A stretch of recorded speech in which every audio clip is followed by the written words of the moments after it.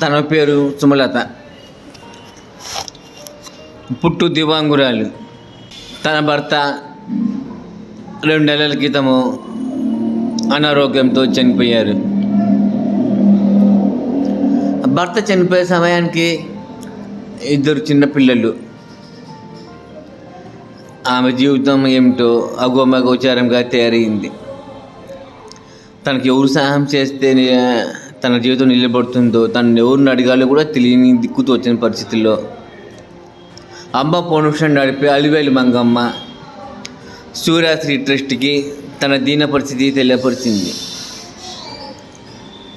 నేను అమ్మ ఫౌండేషన్ మంగమ్మ గారికి ఆశ్రమం కోసం 32,000 చెల్లించడానికి వెళ్ళినప్పుడు సుమలత దీన పరిస్థితి కళ్ళారా చూశాను. అప్పటికప్పుడు దాతలు ఇచ్చిన డబ్బులు, దాతలు ఇచ్చిన డబ్బులు నా దగ్గర అప్పుడప్పుడు మిగులుతాయి. ఆ డబ్బులతోటి తనకి 5,000 రూపాయలు విలువైన నిత్యావసర సరుకులు ఇప్పించేసి ఒంగోలుకి వచ్చేసాను.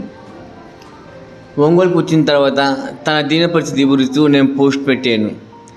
ఆ పోస్ట్ చూసిన ఒక దాత, తన పేరు చెప్పడానికి ఇష్టపడలేదు, తన అన్న కూతురు పేరు మీదుగా, తన అన్న కూతురు ఫస్ట్ బర్త్డే పేరు మీదుగా ఒక 60,000 రూపాయలు తనకు ఉపాధి నిమిత్తం అందజేశారు.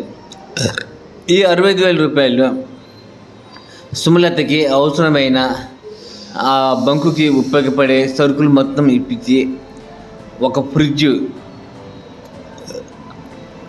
వాటితో సహా మొత్తం బంకు ఒక షాప్ లాగా తయారు చేసేసి తనకు ఇబ్బంది లేకుండా చేతి ఖర్చు కింద 12,000 రూపాయలు అందజేశాను.